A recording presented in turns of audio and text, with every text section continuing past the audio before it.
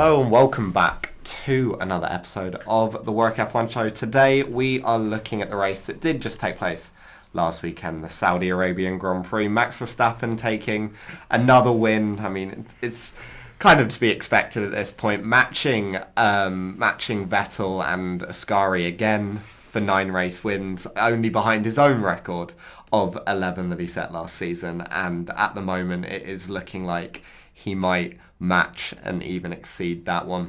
Behind him, Perez finishing with another second place before Leclerc rounding out the podium. I mean, same podium as we saw in Bahrain.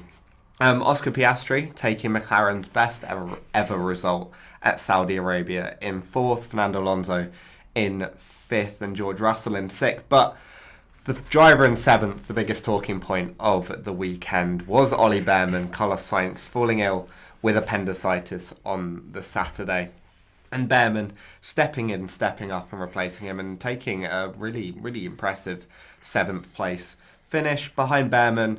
And actually making it a British 6, 7, 8 and 9 in a row was Lando Norris and Lewis Hamilton. Kind of a bit messed up by the safety car that came out as a result of Lance Stroll's crash early on in the race. Behind them, we saw the Danish Minister of Defence this time in Kevin Magnussen, managing to hold back a number of cars and securing Haas's first point of the season. I'm joined as ever by Will and Callum, and may as well start as we always do with ratings out of 10. So what do you guys think? I mean, I didn't watch masses of the race, but from the bits I saw, and part of the reason why I didn't kind of stay in, it was a bit kind of dull.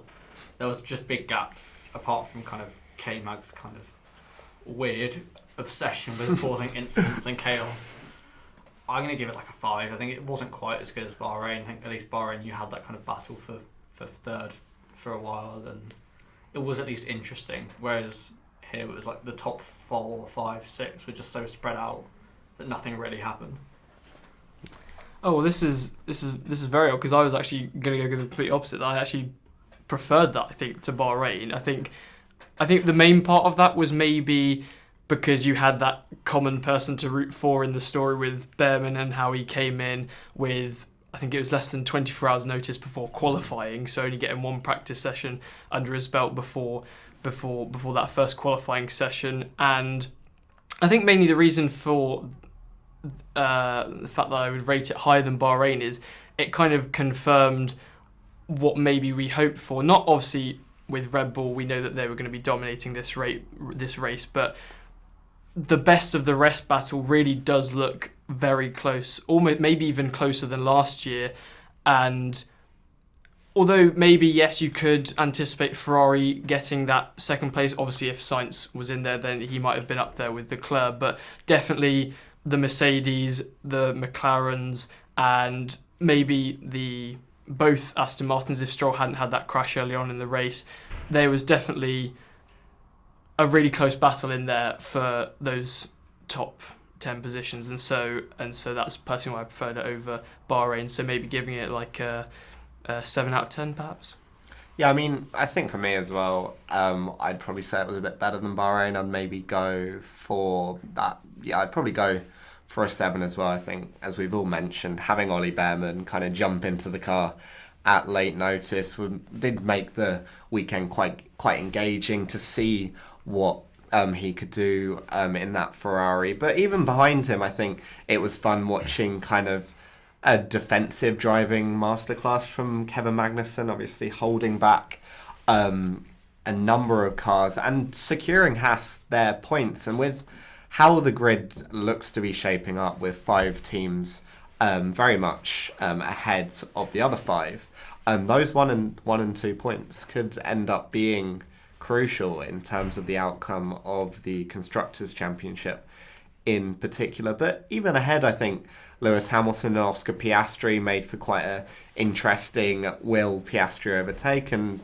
quite impressive defending, I'd say, from Lewis Hamilton. And then even at the end, we had that kind of drama, or relative drama, maybe it didn't come to anything, but of Hamilton and Norris kind of close, whether they close on Bearman or not, whether Hamilton would get past Norris. And obviously that didn't end up happening, and we did see Bearman managing to hold on to that 7th place with the 2 Brits behind him. And I guess Bearman is the story of the weekend. For anyone that doesn't know, Carlos Sainz woke up, or I think he'd had a temperature. He was managing he was himself. quite unwell through Thursday practice, and then went to get checked out in the evening. It might have been the morning of Friday, and was revealed to have appendicitis. Yeah. So the very quick decision was made to take Oliver Bearman, who had put his car on pole In yesterday, F2. to then stick him in that Ferrari. Yeah, and this isn't the first time F1 has been affected by an appendix, so it's going to be quite interesting to see what new appendix law will come out of Carlos Sainz's appendix, whether Bearman will start all sort of drama and contract drama. I think the difference is that Nick de Vries wasn't really going to get a drive, and then kind of sparked his way into one.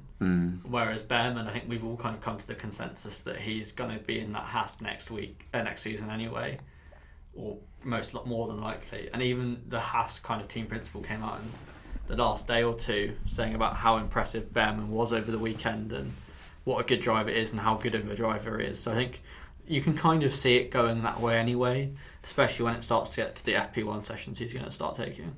Yeah, so did jump into the car.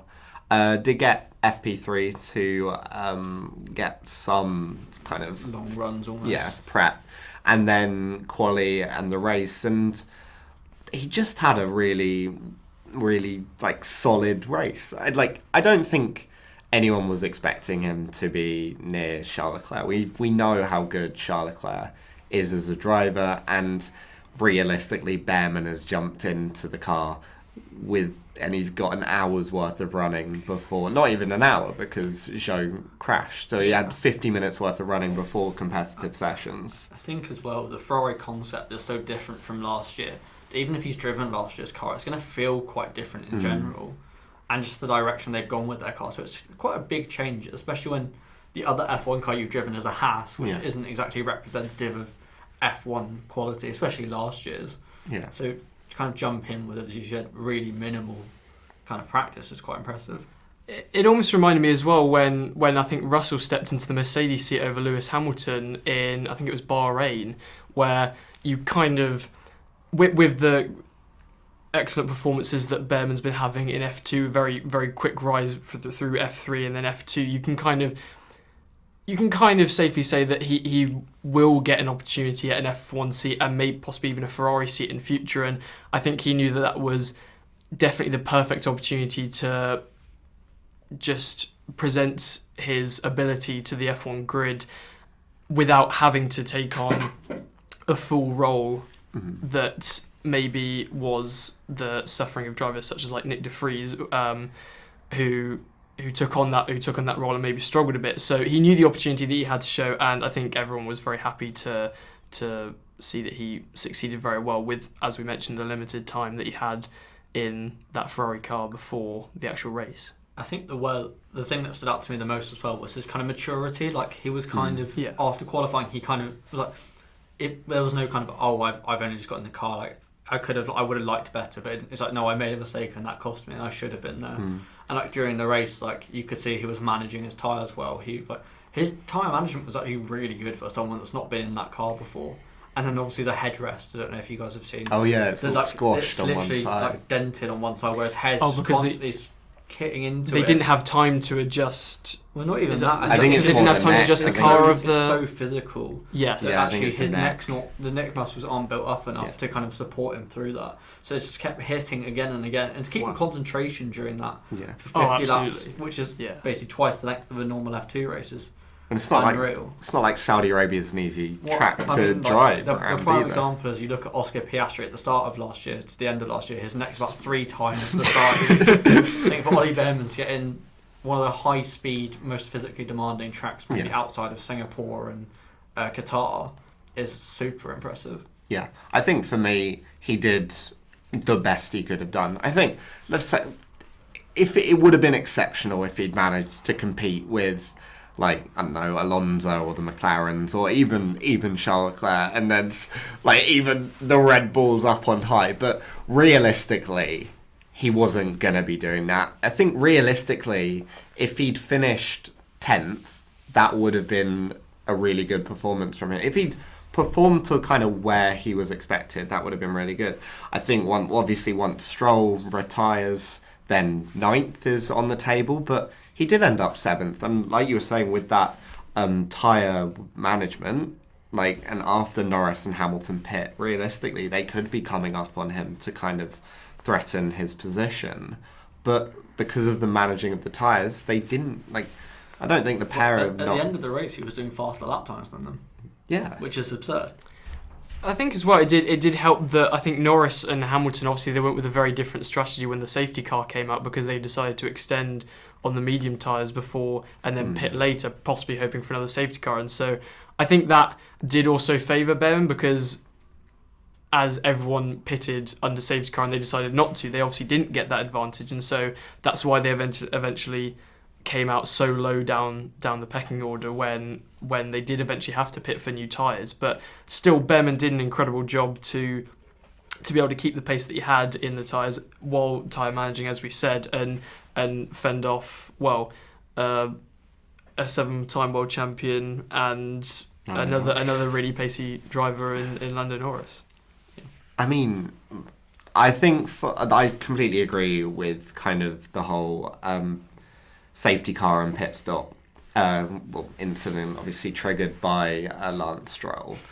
I think Norris and Hamilton kind of shuffled out in a bit of a bad way, just because they were too close. They were kind of too close to their teammates to be able to. Perez profited by being slower than Verstappen for once. Yeah, but like at that point, you've kind of got to, like, it is a short. Yeah, it's a short end of the stick, and they are hoping for that safety car at some point. But if it doesn't come, then you've kind of got to make the best of a bad situation. So, honestly, I don't think either Norris or Hamilton had a bad race. I think they were just a bit unlucky. I think maybe they did leave them out a little bit too long. I think everyone was quite surprised with the length that the medium tyres actually survived in that race as well.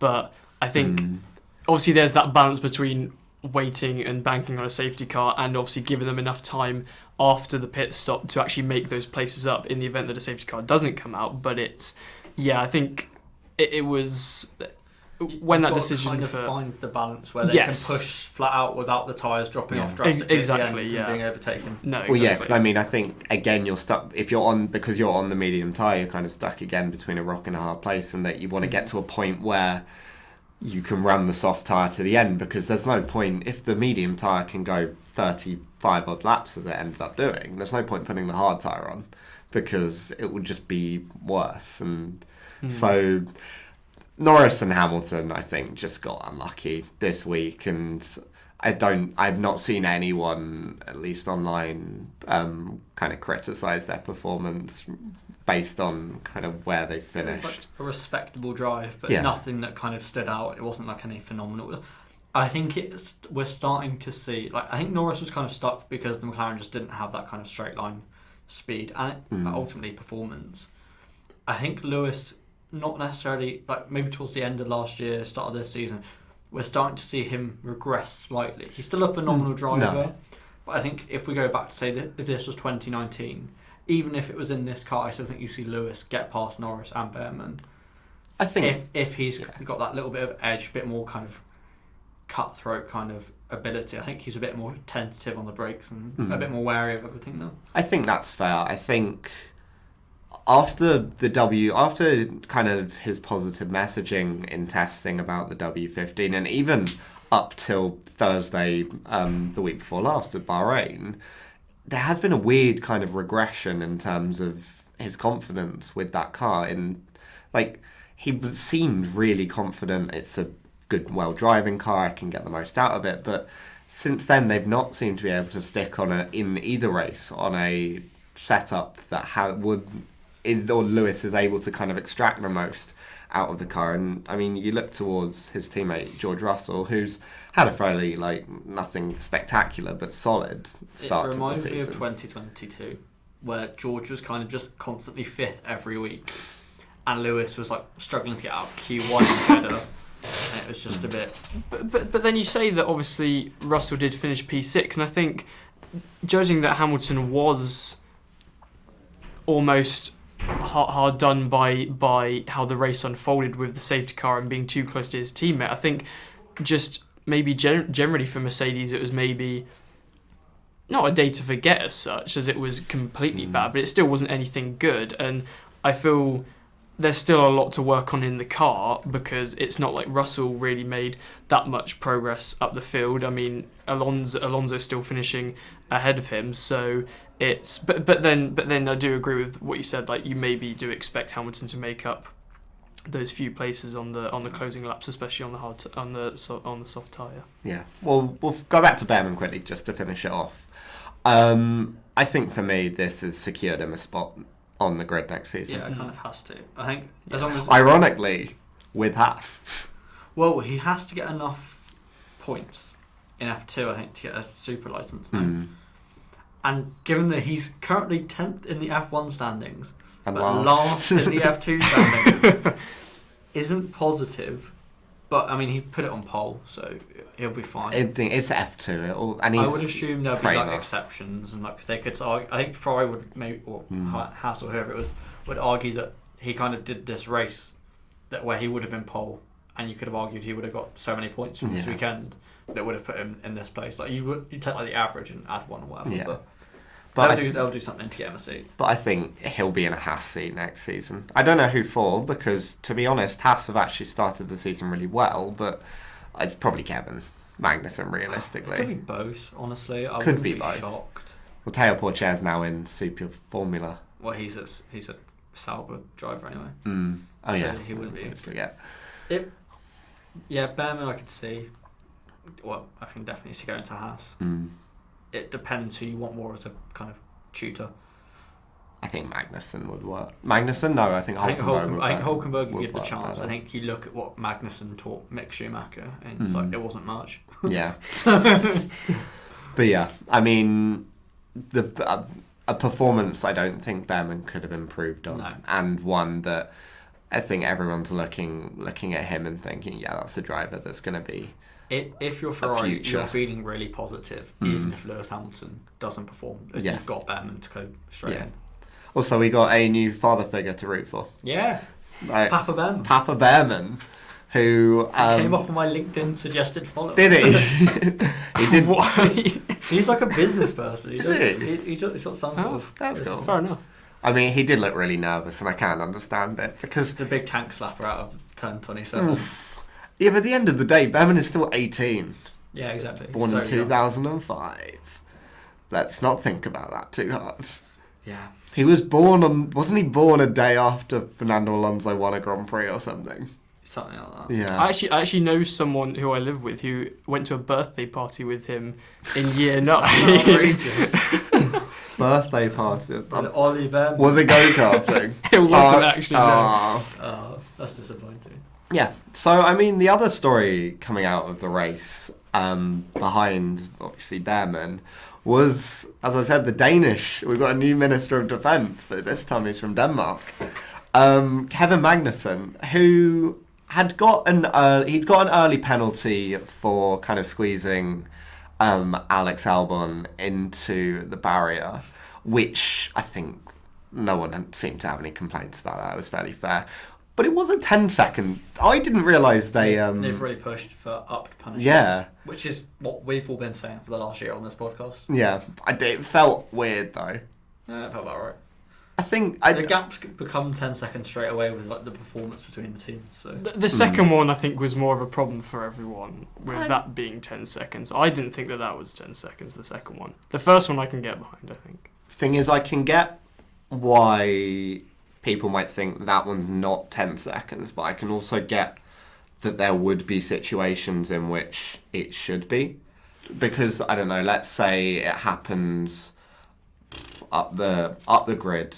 Well, let's say it even happens it shouldn't at really the matter end. where it happens. It's kind of Yeah, but my point is, so let's say, I don't know, there's two drivers, it's for 10th and 11th, driver in 11th gets past and manages to build that 10-second or manages to build a gap, like 5 seconds to get is a that lot point. more easy. Yeah, so I can get why kind of it was a 10 seconds. So he ended up with 20 seconds worth of penalties, which is some Esteban Ocon levels of penalties last year. Yeah, at least they looked remotely competitive this week. Alpine, like they weren't miles behind. Well, they weren't miles behind, mainly because Magnussen just decided to drive about a second and a half slower than everyone else. Fernando Alonso in Monaco. Yeah, and I fully respect it because I think the other reason that maybe people complained or had maybe some sort of problems with the penalties is because it actually worked out in Haas's favour, because like we say, he did end up as the perfect roadblock for his teammate to score the first points. Yeah. But I mean, there's no perfect. There's gonna be situations it's just a coincidence, where someone will benefit at some point. Yeah, I mean, they probably would have retired him if Hülkenberg was behind him. But yeah, but I mean, it was a great drive and a team player drive, because I think it demonstrated, and even like on the radio, you could tell they were working as a team. But Hülkenberg had been another driver who had kind of been affected by that by the safety car period at the start. So didn't end up pitting. Magnussen did. So what Magnussen did, back up the rest of the pack. Hülkenberg goes ahead, manages to build a 25 second gap or something. Pits and comes out a few seconds ahead of Kevin Magnussen and secures eventually 10th place on the grid. I wonder if there's something psychological going on, in the sense that you've got Ollie Bearman, everyone's talking about him as kind of the replacement for you. You've kind of got to show out and do something positive yourself that week. You're certainly trying to defend your seat. Even if you've caused 20 seconds worth of penalties, you're still showing the team that you're a valuable commodity. I think if he was younger, I'd maybe say that, but I think Kevin Magnussen is coming towards the end of his career. At least in F1, he might go and drive an IndyCar or a WEC or something like that. If he was like, I don't know, early 30s, and you did have Bearman coming up as a young gun, I'd say that maybe that argument could be right. I don't think K-Mag's that old. He made his debut 10 years ago. 30. How old was he when he started in F1? He was. How old? Hang on. Yeah, you might be right. He's definitely his 30s. He's got a kid. He's definitely his 30s, but I mean, his kid is adorable. He made his debut in 2014. So it's 10 years on. I reckon it's 32, 33. He's definitely in his 30s. Oh my god, he's only 31. Yeah, so he's young. He's early 30s. He can still race for like 5-6 years. Yeah. That's put me for a spin. I thought he was like mid-30s. No. So it was like Lewis Hamilton's age. But then don't you feel that he started in F1 7 years after Lewis. He's been in F1 a long time, Lewis Hamilton. Yeah, Lewis has been 17 years. How long? Fernando Alonso is 22 years since his first, or 23 years even, since his first race in 2001. They're almost adults who weren't born when Lewis Hamilton started his F1 career. Yes. Ollie Bearman was 2. I don't like this. Okay, so that's thrown me to the loop, and I would say maybe then that argument holds a bit more weight in terms of he's got to show he's a team player. And this is the best way to do it. But then do you think that's kind of always some kind of psychological backing? I mean, maybe because Ollie Bearman was on the grid, that was more emphasised. But there's always going to be drivers around in F2 or from other teams that pose that risk. So yeah, for sure. I think having kind of those people in and around, with that being talked about, I think last year there wasn't any obvious kind of replacement, which might be why we kind of saw K-Mag almost regress. Like, he was kind of in that comfortable state where he was like, I know I've got a seat. Whereas we think back to 2022 when he had those amazing drives, like getting pole in Brazil, and that was 22? Yes, it was. It wasn't last year. No, it was 2022. Yeah. And he kind of had that pressure to kind of, okay, you've got a 1-year contract. We kind of brought you in for Nikita Mazepin, earn it. Whereas last year it was kind of like, okay, you're here now. Yeah. No one's really going to replace you. Yeah. I think there is that. I think it's probably a bit harsh to maybe say it's all motivated it's by not- that. it's I not think, just that, but I think like, it's being a sort of thing. team player, I think just it's a natural thing. At the end of the day, if you've got 20 seconds worth of penalties, which I don't even recall Magnussen kind of complain, like when you I think he knows what he knows what he's doing.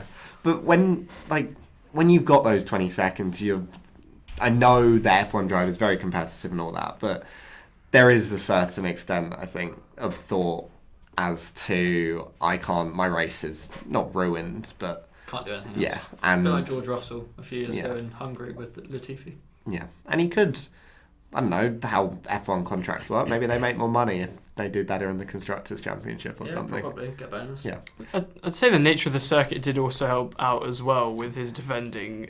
If the Haas had decent straight line speed, so they could defend well on the obvious overtaking point, which is obviously the back straight. Then and not to take away from his performance, obviously he did defend amazingly, but it's definitely not the easiest circuit to overtake on. But yeah. Well, no, his move to get back ahead of Tsunoda was really good. Like, it was a Yes. great round the outside at turn 1, and then obviously the inside for turn 2.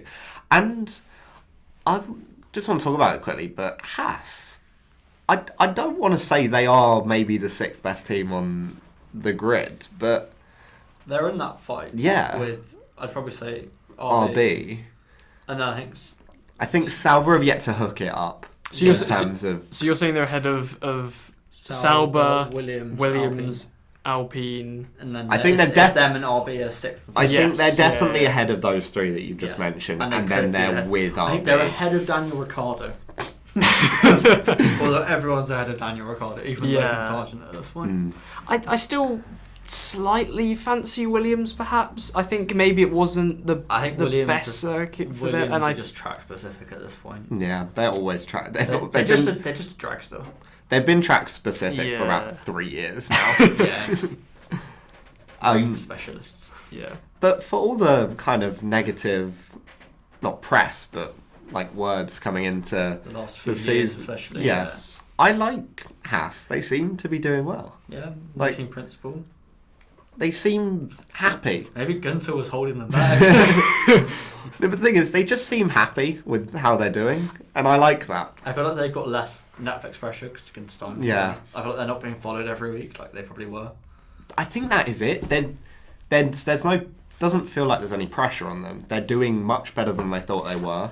I think the most important thing is that they've got those first few solid races or first couple of solid races under their belt for the start of the season, where usually they've turned up to testing and the car's been poor, and that just one thing leads to another, and it kind of just ruins their season. So I think they'll be very happy with the performances that they've gotten out of the first couple of races, and it gives them a good foundation to build on, which you maybe couldn't say for last season, for example. And so I think definitely they are.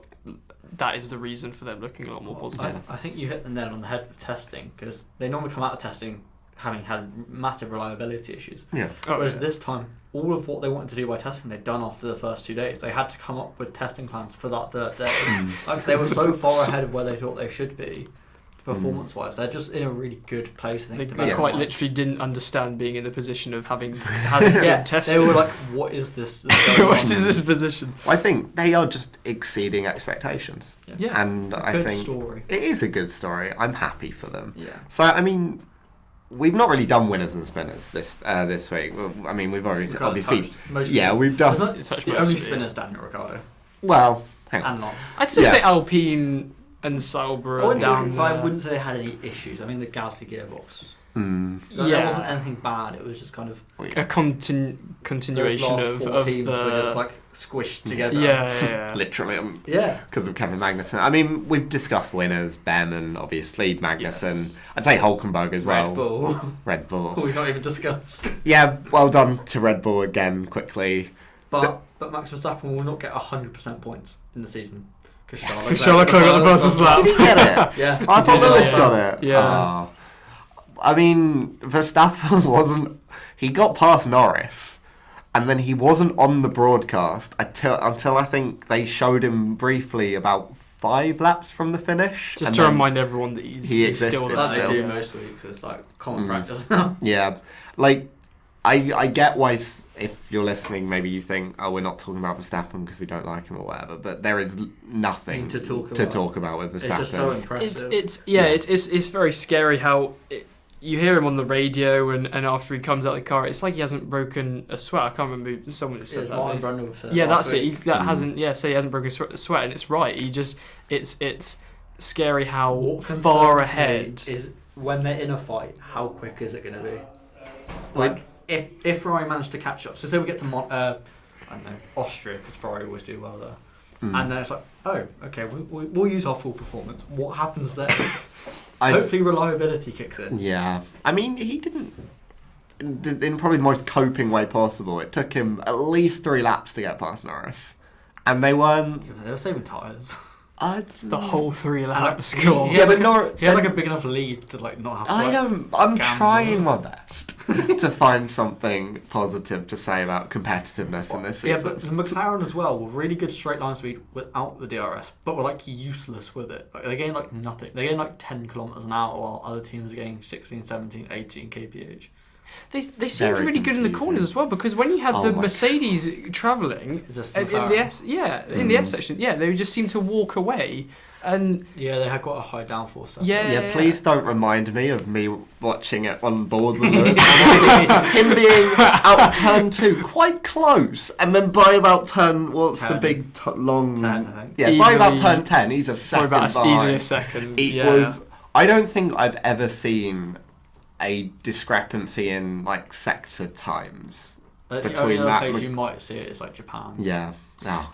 I think as well that's possibly the reason why Piastri struggled to get ahead of Lewis Hamilton, because he would be right up on the back of him in the kind of medium high speed corners with not really much overtaking opportunities, and by the time he gets to the straight, he just doesn't have the straight line speed compared to the Mercedes to actually make the move stick. Yeah. That was good defending from Lewis, actually, that one. Yeah, a combination. I like. I think there was a common theme if you look at the top 10, like some of Bearman's overtakes as well. I think it was on one of the Haas's. It's just a case of you give it a few laps, charge your battery, just deploy it all in one go, and then you're past. Yeah. And just hope you stay in your contact while you're charging it. Yeah. So, I mean, maybe going back to all the winners and spinners quickly: Red Bull, Haas, Bearman, Ferrari in general. McLaren, I'd argue. McLaren a good week. Yeah, Leclerc. They've shown good pace in the car. I think they just got the strategy wrong. They're comfortably second at the moment. Yes. Oh no, definitely. Yeah. I think McLaren and Mercedes were just a bit. They weren't either. Yeah. And then their drivers were too close to kind of help. And I'd say there were only 2 spinners this week, and one was metaphorical, the other was quite literal. We'll start with the more metaphorical one, and that is Lance Stroll, consistently proving that he can do one good race and then he'll have 10 absolute stinkers. He has an obsession with walls. He does. Mm-hmm. It's concerning. Yeah, I did quite like his radio message though. That was right. I'm actually gonna defend the engineer here. I didn't hear what it was. Okay, so the engineers or the Stroll said, "I've hit the wall." Yeah. Engineer went, "Can you bring the car back?" And then Stroll responded with, "No, I can't. It's in the expletive wall." Oh. I'm going to defend the engineer because hit the wall is quite ambiguous. Especially at Jeddah, where it's normally like we saw in qualifying. It's like Piastri said, and I think it was Q1. I think I've clipped the wall. Yeah. So yeah, that's fine. Yes. You know, if you can bring it back, like you might just have some dodgy suspension. Yeah. So I'm defending the engineer because I think that's a reasonable question to ask. I'm also defending Stroll because that response, I imagine, just funny. after you've crashed, probably isn't the most helpful thing in the world. Yeah. When you look at the dot and it's not moving, probably can't bring it back.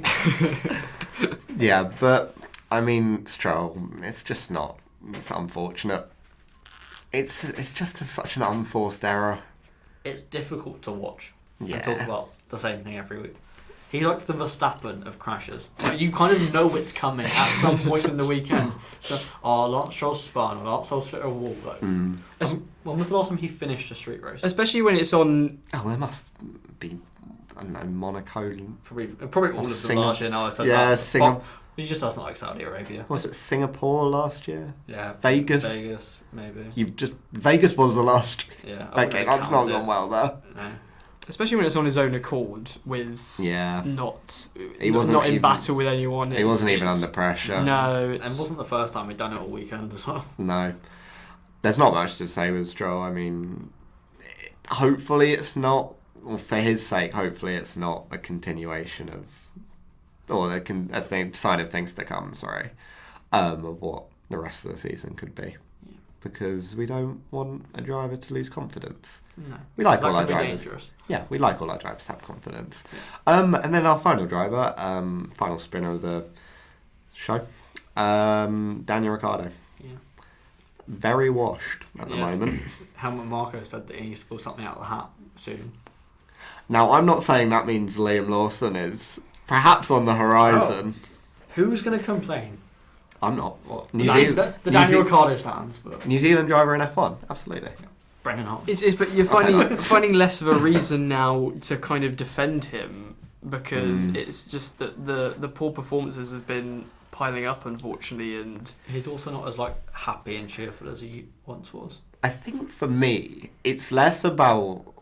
This is going to sound completely weird with the context, but it's less about Daniel Ricciardo and more about both drivers, and that Liam Lawson, I think, is increasingly being recognised that he would probably be doing a better job than both drivers. Than either one. Yeah.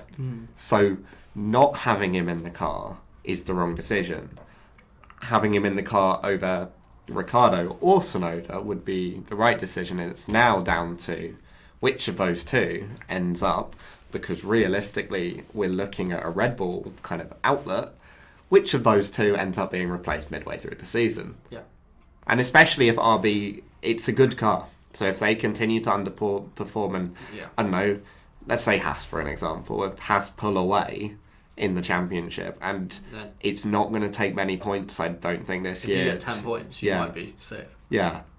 And it's outrageous to say. They can't afford to have that. And if you've got Liam Lawson, who came into the car last year for it was 3 races. Scored points in his debut. No, second race he did it. Second race. It was one of the races. It was the final race. I thought it was Singapore. Did he not do?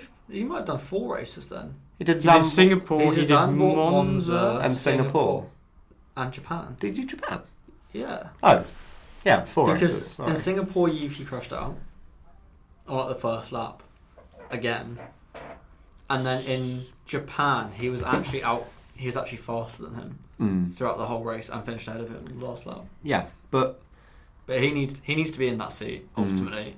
And I think if you're Sergio Perez and you come around the corner and you see your biggest rival in quotation marks for that seat, then you're kind of laughing as you're driving through in second with a 20-second lead to third. I would say for Perez, at the moment, he's doing exactly what he needs to do. Yeah. If he starts as he did last year. Yeah, for this bit. And I honestly think finishing second in every race is better for Perez. Of course it is. He's not going to get all the hype or the expectations. Yeah, I will happily just pick up 18 points every single weekend. Yeah, he needs to, as long as he can secure P2. And his racecraft has been better. I think Perez is so far putting in much better performances than last season. It's all that Red Bull really require of him, because obviously you know obviously that Verstappen's going to be their focal point. So that's he needs to play kind of like a Bottas role in a way. Yeah. That he did at Mercedes, and so far he's had very good performances. And if Verstappen for whatever reason does retire. Perez is. Just get to Mercedes. Oh no, I meant retire from a race. Just I was gonna say. Just engine. No, just go do iRacing. I do respect. I'm not the biggest Verstappen fan, but I respect his commitment to driving. He loves it. About it. It's really cool to see. He would race F3, F2, and F1 in a weekend if he was allowed to. And he'd win all of it.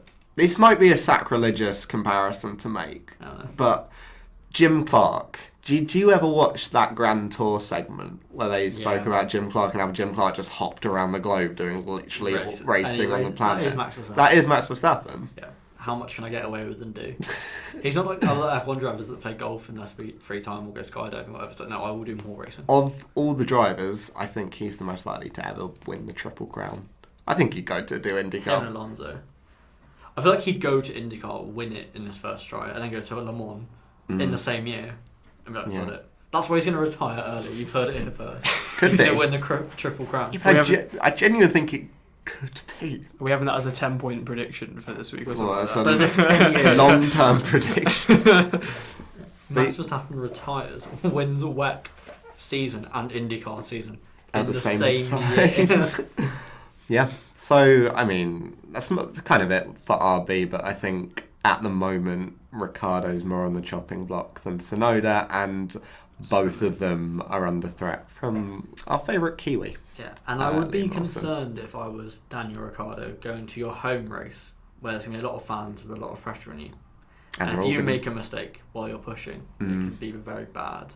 Honestly, having Piastri might be that saving grace there. Oh, I love Piastri. I do love Piastri. What a man, what a goat. That's how we'll end this segment with Oscar Piastri praise. Hero. We do. What love cracking him. race. Mm. Fourth. Yeah, great. brilliant. And to be honest, couldn't Didn't put a finish. foot wrong. Yeah, couldn't finish better. Didn't. We'll go over our predictions from last week Yes. as well to see how we got on. I think it's like the complete opposite of how Yeah, we we're got actually good this week. on. Well, Go us. you were. I was. I know. Callum was as well. Yeah, Callum's I was better up. than Chinmay, could be. Yeah, and then you were terrible. I hope I've done Chime proud with Yeah. with my standing. Yeah, well, you went first last week, so if you want Yeah. to kind of talk us through your predictions. Well, I think that's mainly some of the reason why I did quite well is because I had the opportunity to go first. So I obviously put Verstappen first, as you would, and quite predictably Verstappen won. So that was 3 points for my first place, and then Perez completing the 1-2. I also put Perez second, so that's another 3 points that I was able to gain. Sainz, are we saying that Sainz Is Bearman. is Sainz Bearman is for this? Bearman. Yeah, Yeah. but then Wait, obviously... Wait, you didn't predict Sainz as a Penn Funnily enough, not. But yeah, so I put Sainz or Bearman third, and even though obviously Bearman did a very good race in the conditions that he was under, I think not getting third, P3. third would have been, Third would have been death unbelievable. Yeah. And then I put Norris and Hamilton as P4 and P5 respectively, and they Scott. obviously got a bit unlucky with how the race unfolded. So that's nice little 6 points so Yeah, far. 6 And points. then, so for my 1 point was a safety car. We did get that from Yeah. obviously the crash from Lance Stroll.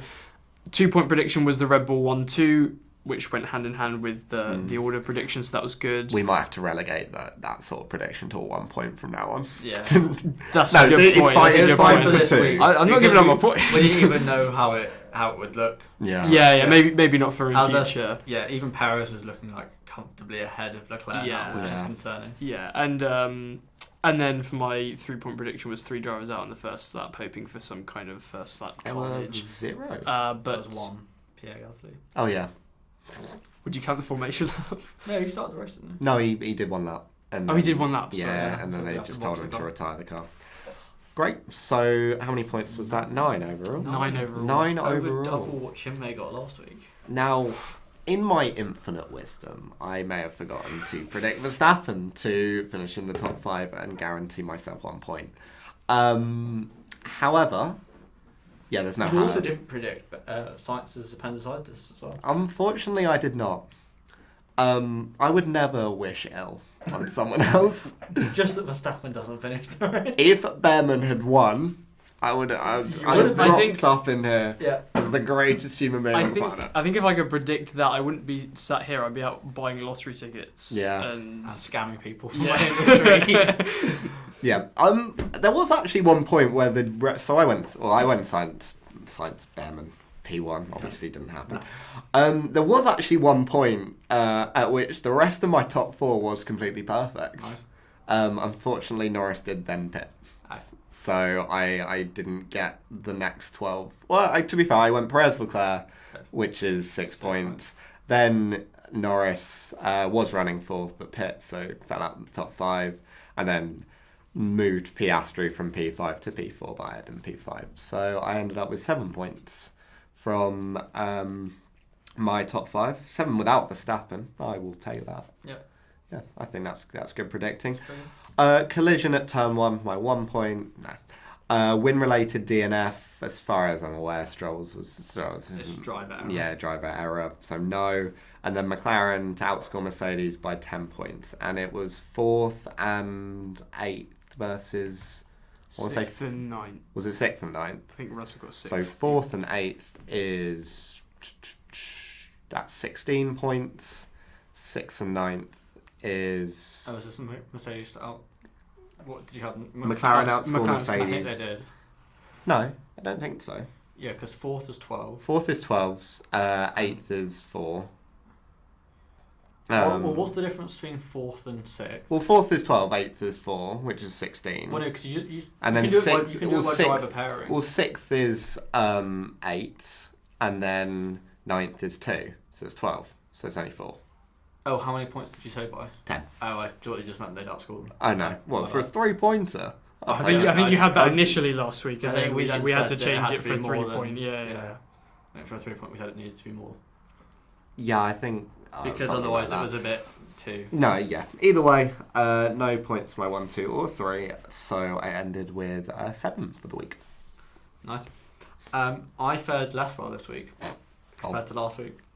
So I predicted a Norris win, which obviously didn't happen, and he wasn't in the top 5, so no points for that. I then thought that the Ferraris would be better than Perez, so I went Leclerc, Sainz, Perez, and then Verstappen 5th to get my guaranteed 1 point. So I got a grand total of 3 from my top 5. That's because very none good. of them were in the right place. So that's 3 points, and then I got none of my predictions, as far as I'm aware. What were your 3? So I said that my 1 point would be that 3 cars straight line the first chicane on a restart. I don't think that ever happened. I think one or two did. There was one at the start, but I think don't. there was any at the safety car. Not at the safety car, no. So yeah, didn't get that. Which I thought, guarantee that happens every year. My 2 point was that one team has a double DNF, which we didn't have. Only both Alpines and both. You're banking on the Alpines then. Yeah, I was, especially when Gasly retired. I was like, yeah, Ocon's going to crash out, it'll be fine. We've only had 2 retirements from the first 2 races. Like, yeah, but I figured Alpine would have a massive crash fest. Only one reliability issue out of the first 2 races. Yeah, they've had these engines for a long time though. They're getting, apparently I didn't realise, but Brundle called the V6 hybrids the worst decision F1's, one of the worst decisions F1's ever made. We do need new engine regs. Well, I think it is 2026. 2026 is the engine. Are they engine? I think it is. Yeah. I think it's engine and I aero think this it's time. a couple of things. And then, speaking of hybrid engines anyway, before I go on to my because WRC have just scrapped their hybrid plan after 3 years of having it as well. So it's... Hybrid's obviously not the way to go. Biofuel V10s. Yes, please. Everyone would be happy. And then my 3-pointer was that the top 12 would be in pairs. So as soon as Oliver Bearman replaced Sainz, that was kind of... That was a really bold... it basically happened the week before. True. Judging, we looked and didn't we say that had never happened in the history of F1 the top 10 had never happened, let alone top 12. I think it was optimistic. I think it was both Bearman that really got killed by the safety Stroll. car and Stroll. Yeah, Stroll. It was going all right to start with. Apart from the Ferrari, it was basically 2x2x2x2. Yeah, it was better. It was a difficult prediction. I'm going to be honest. If was that had come through, I probably would have given me more points for that. So I got a grand total of 3. 3. You were winning. I did have 8, and you two had 4. Yeah. So we're now tied. We are. The Wills are tied on 11, but Callum / Chimay, the C's, are on 13. Yeah. Mighty week. I would take that. Yeah.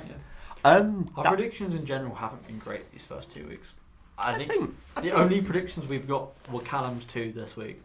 None of us got them last week, I don't think. I think it's more difficult at the start of the season.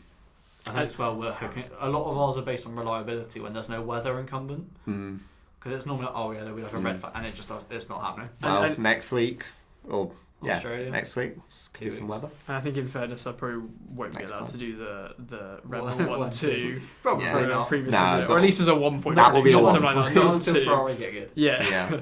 But that has brought us to the end of the show. I think generally a fairly interesting race. Nothing special, but could always be worse. We'll be back talking all things F1, other related topics for the next week or so, and then obviously diving into our predictions for Australia. Albert Park returning back for another year. As ever, I've been Will. I've been joined by Will as well, and also joined by Callum. Any final words we want to add? Let's just hope it gets a bit closer. Hopefully so. Right. Anyway, thank you for listening.